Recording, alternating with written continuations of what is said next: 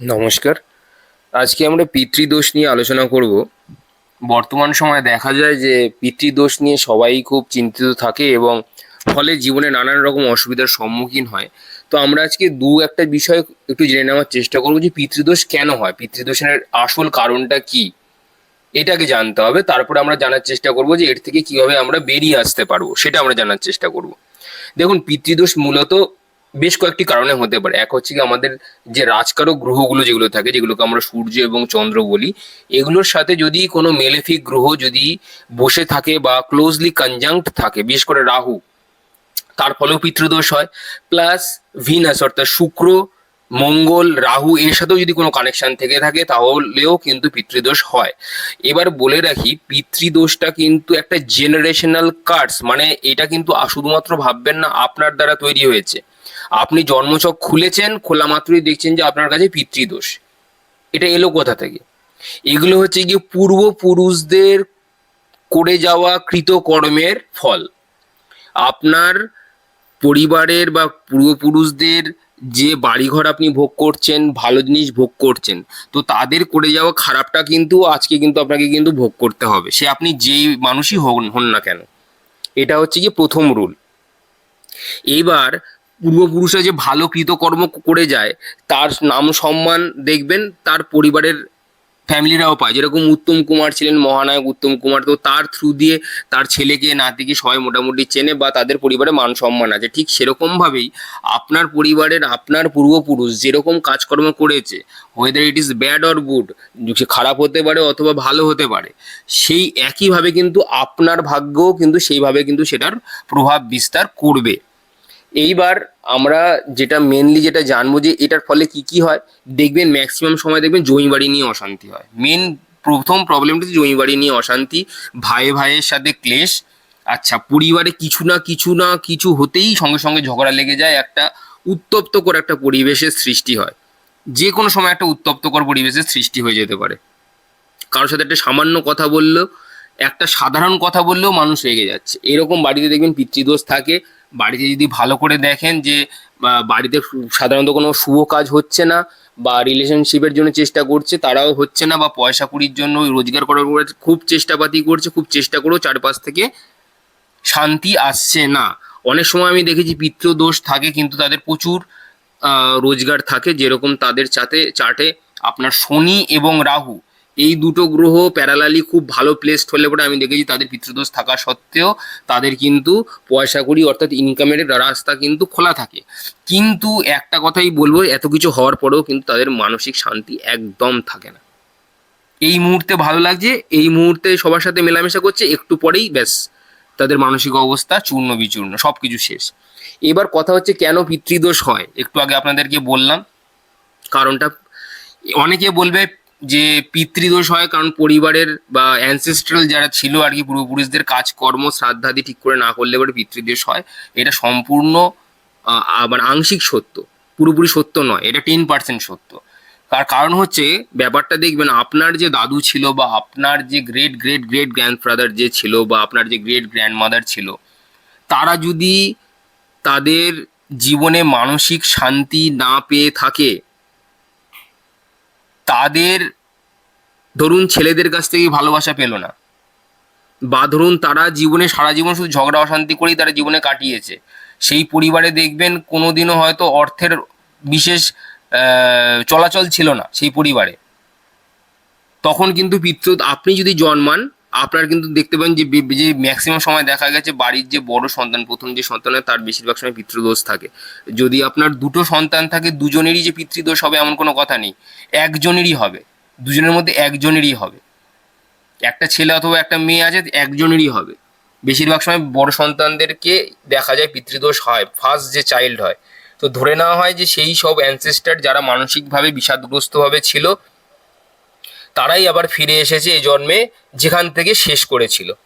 অর্থাৎ তারা জীবনে অশান্তি পেয়েছিল, তো জীবন আবার শুরু হয়েছে কিন্তু অশান্তি দিয়ে, তাই জন্য তারা পিতৃদোষ পেয়েছে।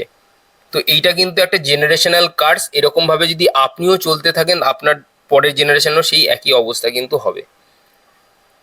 এটা ঠিক করার আলাদা করে তাবিজ রত্ন কিছু নেই, এগুলো হচ্ছে মানসিক দিক থেকে আমাদেরকে তৈরি হতে হবে। তার কারণ পিতৃদোষ যেহেতু বললাম রাজকারক গ্রহ, সূর্য অর্থাৎ আত্মা, চন্দ্র অর্থাৎ মন, তার সাথে রাহু লেগে যায়, অনেক সময় সূর্যের সাথে স্যাটার্ন অর্থাৎ শনি লেগে যায়, অনেক সময় মার্স অর্থাৎ মঙ্গল, মানে খুন, মানে আমাদের রক্তর কথা বলছি, রক্তেতেও আমাদের দোষ থাকে। ধরুন প্রচুর পরিমাণে দেখবেন ডোমেস্টিক ভায়োলেন্স করে গেছে কোনো পূর্বপুরুষ বাড়িতে মহিলাদের প্রতি, তো তখন ভিনাস স্পয়েল হয়ে যায়, মার্সও স্পয়েল হলো, মানে রক্তের দোষ পাচ্ছে, ডোমেস্টিক ভায়োলেন্স চলছে। ঠিক একইভাবে কিন্তু বাড়ির বড় ছেলে যে হবে সে কিছু বুঝলো না, জানলো না, সব চেষ্টা করে যাচ্ছে, বা বাড়ির বড় মেয়ে সব চেষ্টা করে যাচ্ছে, কোনো কিছুতেই কোনো রেজাল্ট আসছে না, সব কিছুতেই সে আটকে যাচ্ছে, কোনো কিছুতেই শান্তি নেই, কোনো ভালো রিলেশনশিপ হচ্ছে না, যে কাজে যাচ্ছে সেই কাজেই মোটামুটি বাধা এবং অশান্তির, মানসিক অশান্তির ফেস করতে হচ্ছে।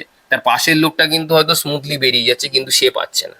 সে অনেক চেষ্টা করে একটা কাজ জোগাড় করেছে, পাশের লোকটা একবার দুবার ট্রাই করতে একটা কাজ পেয়ে গেছে।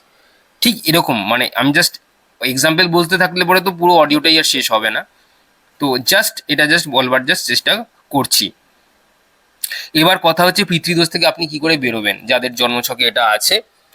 দেখুন, প্রথমে হচ্ছে গিয়ে আপনার মনকে ঠিক করতে হবে, মনের উপর কাজ করতে হবে, তবে আপনার কি আত্মা ঠিক হবে।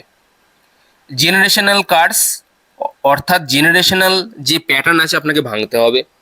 মানে ধরে নিন আপনার জেনারেশনে কেউ ধরুন প্রচণ্ড নেশা করতো, আপনি যখন দেখলেন আপনার পিতৃদোষ আছে, আপনি দেখেছেন যে আপনার দাদু, আপনাকে অবজার্ভ করতে হবে, আপনার অবজারভেন্স স্কিল আপনাকে আরো ইমপ্রুভ করতে হবে। যদি দেখেন তাহলে আপনি নেশা করবেন না, তাহলে আপনি একটা ভাবে আপনি নেশা করলেন না, অথচ আপনার দাদু নেশা করেছিল, হয়তো আপনার বাবা নেশা করেছিল, তো সেখান থেকে আপনি বেরিয়ে এলেন, একটা কার্স থেকে আপনি মুক্ত হলেন। সেকেন্ড, আপনি ধরুন দেখছেন যে আপনার দাদু বা বাবা কোনো একটা সময় কোনো বাজে কাজ করেছিল, যা নিন্দনীয়, যা হয়তো সমাজের চোখে বলা যায় না, বা সবার সামনে বলা যায় না, এমন কোনো কাজ তো নিশ্চয়ই থাকে পরিবারে। তো যদি এরকম দেখেন তাহলে সেই কাজ থেকে আপনি বিরত থাকুন, তাহলে আরেকটা আপনি শৃঙ্খল কিন্তু ভাঙলেন। তো এইভাবে আপনাকে প্যাটার্ন ভাঙতে ভাঙতে যেতে হবে। যেরকম ধরুন আপনার বাড়িতে, আপনার পরিবারে হয়তো কেউ হয়তো কোনোদিনও ধ্যান জপ করেনি, কোনোদিনও আধ্যাত্মতায় বিশ্বাস করেনি, জাস্ট রিচুয়াল পালন করেছে, তো আপনি অরিজিনাল যেটা স্পিরিচুয়ালিটি যেটাকে বলে মিস্টিসিজম, আপনি সেসব করুন। আপনি এমন কিছু করুন যাতে এই যে প্যাটার্ন থেকে আপনি বেরিয়ে আসতে পারেন, এই যে কর্মের যে শৃঙ্খল, আপনার পরিবারের যে কর্মের যে শৃঙ্খল, এটাকে বলে জেনারেশনাল কার্মিক প্যাটার্ন, এখান থেকে আপনি যদি বেরিয়ে আসতে পারেন, তাহলে কিন্তু আপনি কিন্তু আস্তে আস্তে আস্তে আস্তে কিন্তু একটা করে কিন্তু বন্ধন মুক্ত হবেন। আপনার পরিবারে হয়তো দেখবেন যে অনেকে হয়তো প্রচুর বন্ধু বান্ধব ছিল, ঠিক আছে, যারা পিতৃদোষ মানুষ হয় তখন একটা সময় গিয়ে বুঝতে পারে আমার আর বন্ধু বান্ধবের দরকার নেই, সবাই আমাকে পেছন থেকে ছুরি মেরেছে, কেউ কারোর জন্য নয়। এরকম খুব ফিল হয় পিতৃদোষ যাদের আছে, তাদের এটাও ফিল হয় যে ভাই আমি জীবনে কিছু করলাম না, কোনো দোষ করলাম না, অথচ শাস্তি আমায় পেতে হচ্ছে। নিজেকে খুব অসহায় মনে হয় এরূপ ব্যক্তিদের, ভাগ্যকে ক্রমাগত দোষারোপ করতে থাকে। কিন্তু ব্যাপারটা হচ্ছে এটাই, যে এরাই হচ্ছে সেই সমস্ত ব্যক্তি যারা গত জন্মে কাজ অধুরা করে রেখে এসেছিল, আবার শুরু করতে হবে যেখান থেকে সে শেষ করেছিল। আপনি ভাববেন যে আমি পালিয়ে গেলাম বেঁচে গেলাম, আসলে যদি আপনি পালিয়ে গেলে পুরোপুরি পালান, পুরোপুরি মুক্তি নিয়ে পালান, সেটা একরকম, কিন্তু আপনাকে যদি আবার ফিরে আসতে হয় তাহলে কিন্তু আপনাকে আবার শুরু করতে হবে সেই চক্র থেকে, যেই চক্রে আপনি কাজ অসম্পূর্ণ করে রেখে গেছেন, যেই যেই ডাইমেনশনে আপনার কাজকর্মগুলো বাকি থেকে যাবে, সেখান থেকে কিন্তু আপনাকে আবার পুনরাবৃত্তি হবে। একই রকমের ঝামেলা ভোগ করবেন, একই রকমের পরিবার পাবেন, একই রকম মানসিক কষ্ট দিয়ে যাবেন, যতক্ষণ না পর্যন্ত আপনি ওই যে কাজকর্মগুলোর মাধ্যমে আপনার পরিবার, মানে একই প্যাটার্ন চলেই এসছে, ডোমেস্টিক ভায়োলেন্স চলেই এসছে, আপনি বিয়েই করলেন না। ডোমেস্টিক ভায়োলেন্স তখন আসবে যখন আপনি বিয়ে করবেন, করলেনই না, ব্যাস হয়ে গেল, আপনি ভেঙে ফেললেন প্যাটার্ন, আপনি ব্রহ্মচারী হয়ে গেলেন, আপনি সন্ন্যাসী হয়ে গেলেন, আপনি করলেন। আপনার বাড়িতে কেউ একজন এমন লোক ছিল না যে এক জায়গায় চুপ করে বসে থাকতে পারে, আপনি সেই ব্যক্তি নিজে তৈরি করুন, যে আপনি এক জায়গায় 5-6 ঘন্টা বসে থাকতে পারবেন একই আসনে, আসন সিদ্ধ করুন, আপনি ভেঙে ফেলবেন প্যাটার্নকে, আপনি ভেঙে ফেললেন। আর মন সর্বদা অশান্ত ছিল আপনার যে জেনারেশন, আপনার জেনারেশনে, তো আপনি নিজের মনকে শান্ত করুন, নিজের মনের উপর কাজ করুন, তাহলে তো আপনি আস্তে আস্তে প্যাটার্ন থেকে আপনি বেরিয়ে আসবেন। আপনি নিজের প্যাটার্ন, আপনার যে পারিবারিক যে প্যাটার্ন আছে সেটা সেটা থেকে আপনি বেরিয়ে আসবেন। তো সেই জন্য আপনাদেরকে এই কাজটা করতে বলা হচ্ছে। এরপরে আর কোনো কিছু নেই। আর কোনো, আপনি ভাবছেন আমি তাবিজ পরবো, এইসব একদম কিচ্ছু হবে না এসব করে, আপনার টাকা নষ্ট এগুলো করে। আপনি যদি কোনো মানুষ যদি স্পিরিচুয়াল পথে চলে, অটোবায়োগ্রাফি অফ যোগীতে লেখা আছে বইটাতে যদি কেউ পড়েন, যে কেউ যদি ডিপ মেডিটেশনে থাকে বা কেউ যদি নিজের ডিসিপ্লিন মেনটেন করে, তখন কিন্তু আর গ্রহ নক্ষত্র তাকে ইম্প্যাক্ট করে না, কারণ তার আর কিছু এসে যায় না। তুমি বলছো যে ভাই তোমার কি চাই, তুমি বলছো আমার কিছুই চাই না। তোমার ধরো আমার পিতৃদোষ আছে, আমি আমার আমার নিজের উপরই নিলাম, আমার পিতৃদোষ আছে, আমাকে বলছে ভাই তোমার কি চাই, আমি বললাম কিছু চাই না। যে কেন তুমি আমাদের সাথে দেখা করে এত টাকা দাও, আমি বললাম দরকারই নেই। তুমি প্রলোভনে পা দিচ্ছ না। তুমি যখন প্রলোভন থেকে বাঁচবে জীবন থেকে, যখন তুমি আধ্যাত্মতায় মন দেবে, তখন দেখবে তোমার আর এই সমস্ত দোষ টোষ মাথায় আর আসবে না, দোষ গুণের ব্যাপারে আসবে না। আসলে জানো তো, আমাদের ব্যাপারটা হচ্ছে আমরা সবসময় ঠিক আর ভুলকে বিচার করতে করতে, যে ব্যক্তির সবসময় একটা জিনিস মাথায় থাকে যে আমি শুধুমাত্র ধর্ম পালন করবো। ধর্ম কি পালন করা? ধর্ম পালন করা মানে হচ্ছে গিয়ে বাড়িতে বসে আচার অনুষ্ঠান পালন করা নয়। ধর্ম পালন করার অর্থ হচ্ছে কি জীবনে সত্যের পথে থাকা, নিজের প্রতি অনেস্ট থাকা। আমরা নিজেদেরকে সারা জীবন শুধুমাত্র ভুল বুঝিয়ে আসছি। আমরা একটা নিজে খারাপ কাজ করেছি, কোনো সময় অ্যাডমিটই করলাম না যে আমি খারাপ কাজটা করেছি, অথচ আমি ভুল বোঝাচ্ছি নিজেকে ক্রমাগত। না না, আমি ওটার জন্য এটা করেছি। বাস্তবে চলতে গেলে এরকম আমাকে একটু আধটু হতে হয়। তো এই খারাপ বোঝাতে বোঝাতে আমরা নিজেদের আত্মারই নিজেরাই পতন কিন্তু ডেকে আনছি। তো জেনারেশনাল কার্ডস হবে না তো কি হবে? এটাই হচ্ছে কি ব্যাপার। আপনি করুন না, আপনি শ্রদ্ধায় করুন। এই যে যেটা বলছিলাম ধর্মের কথা, ধর্ম অর্থাৎ আপনি আপনার নিজেরও ক্ষতি হতে দেবেন না, প্লাস আপনার জন্য যাতে আর 10টা লোকের মানে সমাজেরও যাতে কোনো ক্ষতি না হয়, এইদিকে এইটুকু যদি আপনি খেয়াল রাখেন, বাকি আপনি যাই করবেন না কেন সব কিছুই ঠিক আছে। আপনার জন্যে যাতে নিজের ক্ষতি না হয় এবং 10টা লোকেরও ক্ষতি না হয়, সেটাকেই ধর্ম পালন করা বলা হয়। সবার খেয়াল রাখা, সবার ভালো চাওয়া। যে মানুষ এইটুকু চায়, সে এমনি সব দোষের ঊর্ধ্বে। তার জন্য ওই আলাদা রিচুয়ালস করে কোনো কিচ্ছু করার দরকার নেই। তাহলে আপনি এমনিই পিতৃদোষ থেকে আপনি মুক্ত হয়ে যাবেন। আর একটা জিনিস দেখবেন, আপনার আমরা যেরকম শিবের যে পঞ্চাক্ষরী মন্ত্রটা আছে, না, মা, শি, বা, ইয়া, 5টা লেটার বললাম পঞ্চাক্ষরী মন্ত্র। এই 5টা লেটার আপনার 5টা এলিমেন্টকে নির্দেশ করে এই প্রকৃতিতে। কি? না কথার অর্থ হচ্ছে কি পৃথ্বীতত্ত্ব, পৃথিবী। মা, মা হচ্ছে কি জলতত্ত্ব।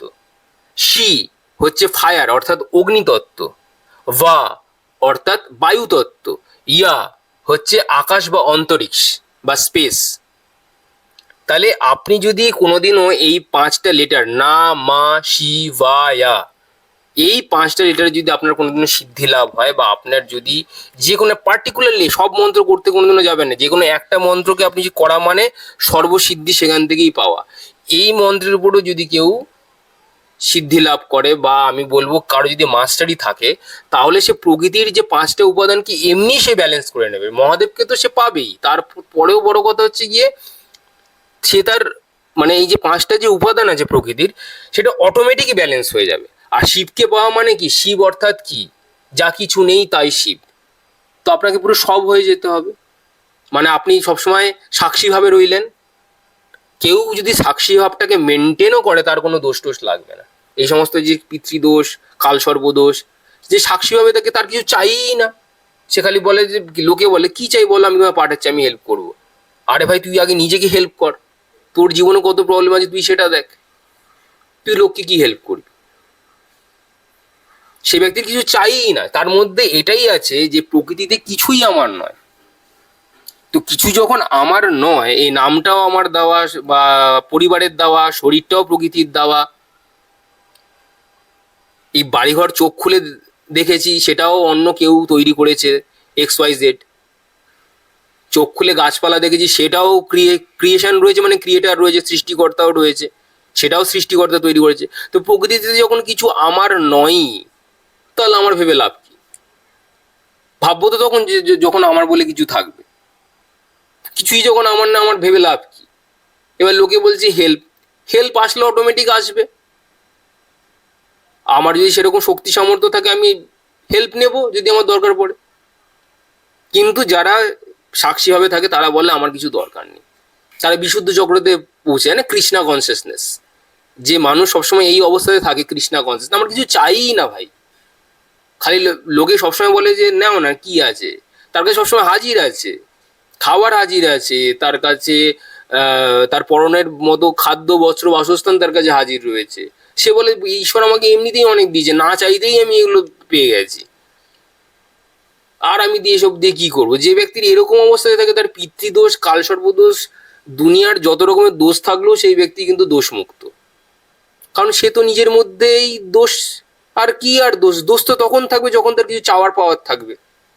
সে ব্যক্তি প্র্যাকটিস মানে কি বলবো, সে ব্যক্তির কোনো কিছু পাওয়ার জন্য দৌড়াই না। ফেল হবে, আপনি ফেল কখন হবেন, যখন আপনি কোনো কিছু পেছনে দৌড়বেন। ব্যক্তি দৌড়াচ্ছেই না, আর ফেল হবে কখন? কারো ম্যারিড লাইফ খারাপ, সে ব্যক্তির ম্যারেজ করবার ইচ্ছাই নেই, আর খারাপ আর ভালো তার কাছে কি যায় আসে?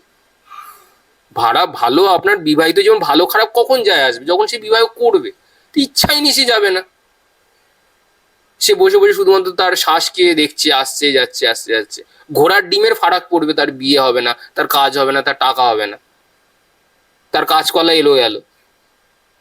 বুঝতে পারছেন তো? এইভাবে যদি প্যাটার্ন থেকে বেরিয়ে আসতে পারেন, তাহলে আপনারা ইজি পিতৃদোষ থেকে বেরিয়ে আসতে পারবেন। আজ আসি, ধন্যবাদ, সবাই খুব ভালো থাকবেন।